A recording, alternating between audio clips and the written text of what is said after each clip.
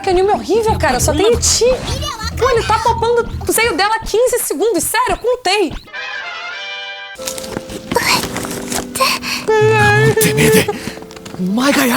Olá, povo da Terra, aqui é a Tatá e hoje eu vim trazer pra vocês a minha opinião sobre o anime Nanatsu no Taizai. Afinal, vocês me pediram muito. Aí, como é que bota aquele monte de comentário de pedido enchendo a tela?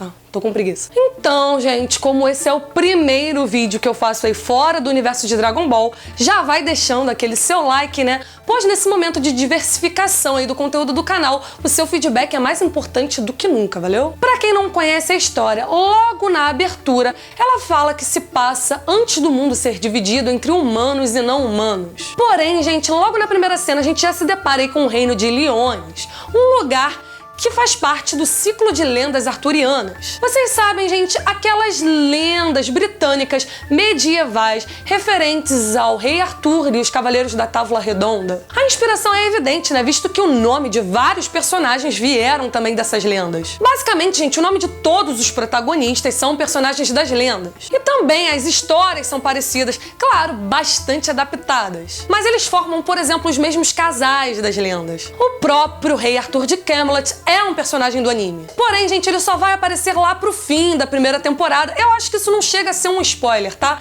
Ele não tem muito destaque até então, mas eu acho que ele vai ganhando destaque aí nas temporadas à frente. Só que a análise que eu vou fazer aqui, gente, vai se referir a um apanhado geral apenas da primeira temporada. Aliás, gente, é o segundo anime em alta, na verdade, que faz referência a essas lendas arturianas. Eu não sei que febre é essa aí que tá de Rei Arthur. Por exemplo, a saga Fate, que apesar de ser bem mais antiga, tá em alta de novo agora, né? E também traz elementos das histórias aí do Rei Arthur, como o Santo Graal e alguns personagens aí dessas lendas. Segundo o próprio autor de Nanatsu no Taizai, a história é um prelúdio aí dessas lendas. Porém, aqui, ao invés da Távola Redonda, a história é focada em guerreiros que se chamam Cavaleiros Sagrados. E dentre esses cavaleiros, existe uma ordem chamada Sete Pecados Capitais, com evidentemente 7 guerreiros, que apesar de cada um desses personagens representar um pecado que tem relação aí com um crime pelo qual cada um deles foi condenado aí no passado, e também são representados por um animal que simboliza esse pecado. Eles não são, gente, necessariamente personificações desses pecados. Essa é uma parte muito importante. Os personagens estão longe aí de serem estereótipos desses pecados que eles representam, com a exceção, talvez, de 2 deles. O Ban, gente, o pecado da ganância,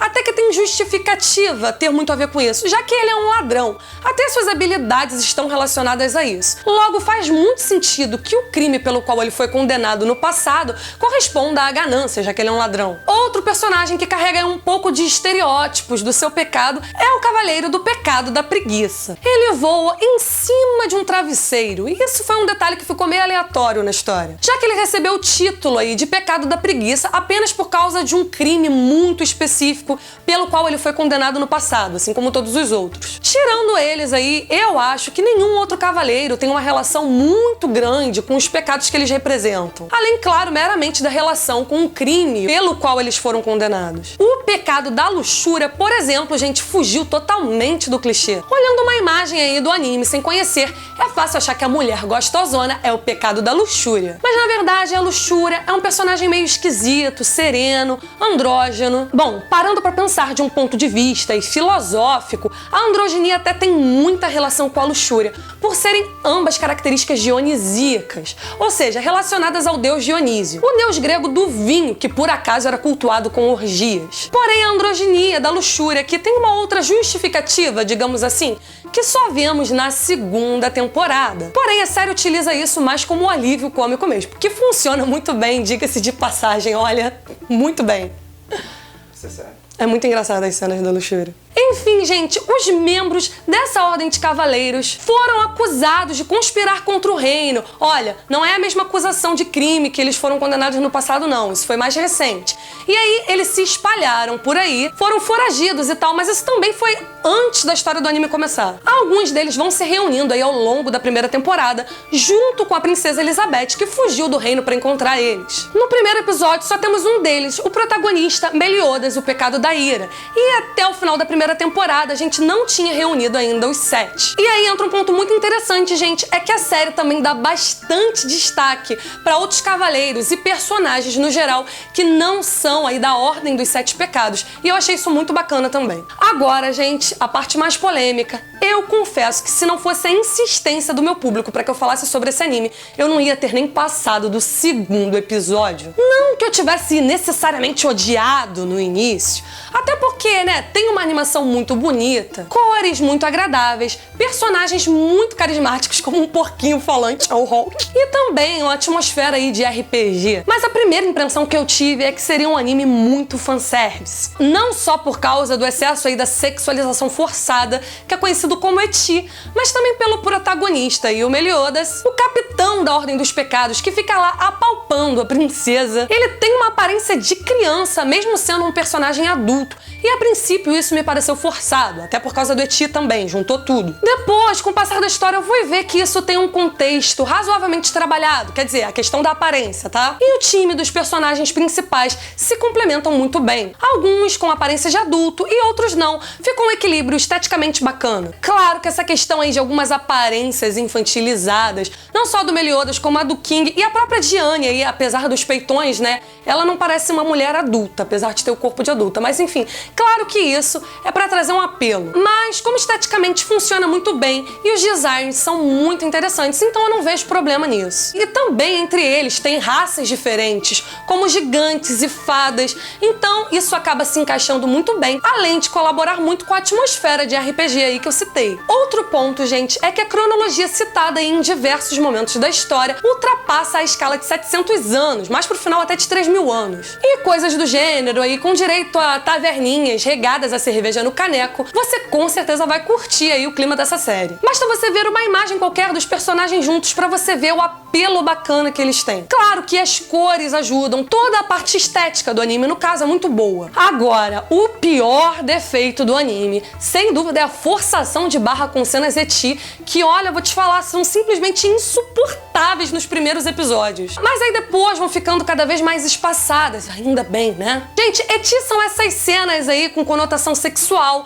Eu não sou contra o uso de ecchi, fique claro aqui. Pelo contrário, gente, é um recurso narrativo muito comum. Existem aí personagens que são marcados por isso, como o Mestre Kami, o Jiraiya de Naruto. Existem até bons animes que são inteiramente marcados pelo uso desse recurso, como Love Hina. A questão, gente, é como que esse recurso é utilizado. Coisas como o contexto, o momento, o alívio cômico e etc. E em Nanatsu no Taizai, muito poucos são os momentos em que isso funciona. Como algumas cenas envolvendo o King, ou quando a Elizabeth lá encolheu e teve que ficar escondida nos peitos da Diane. Isso eu até que achei bem legal. Porém, o ecchi nunca parece funcionar quando envolve o Meliodas e a Elizabeth, que são um casal de protagonistas. As cenas aí de apalpação são desnecessariamente longas.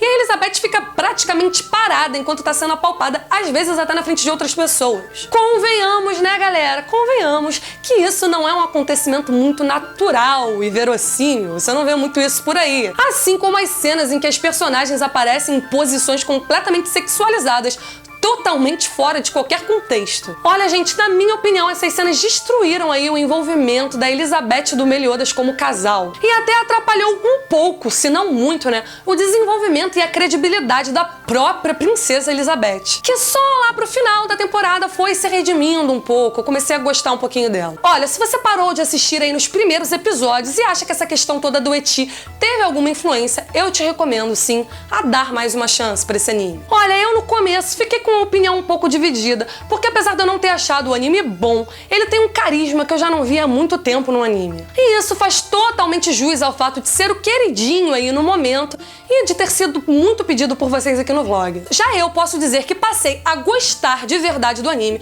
depois da introdução aí da história do Ban e da Elaine. E mais ainda lá naquele flashback da Floresta Sagrada, né? Depois só melhora, gente, com o surgimento de personagens que vão sendo bem trabalhados, inclusive os antagonistas. personagens, que são muito humanos, gente, sem esses clichês de bem absoluto ou de mal absoluto, e também sem esses clichês de grandes traumas sofridos no passado que distorceram os ideais dos personagens e tal. Eu diria que os antagonistas são o que tem de melhor nessa série, nessa primeira temporada. Cada um lutando pelas suas próprias motivações, fazendo parte aí de um quebra-cabeça maior do que eles. Cada episódio, gente, vai desvendando o passado e o presente num ritmo que é muito interessante. O que eu posso garantir pra quem tá aí querendo se aventurar em assistir esse anime é que a qualidade e a consistência, gente, vai melhorando progressivamente. A história é o tempo todo bem simples, porém é bem feita, gente. Sabe aquele feijão com arroz gostoso? Se você espera aí um desenho muito complexo, não é esse o caso, né? Mas se você quer se divertir com um shounen bem feito, com uma história carismática, boas lutas e uma bela de uma estética, e principalmente, gente, num ritmo que é muito bem trabalhado,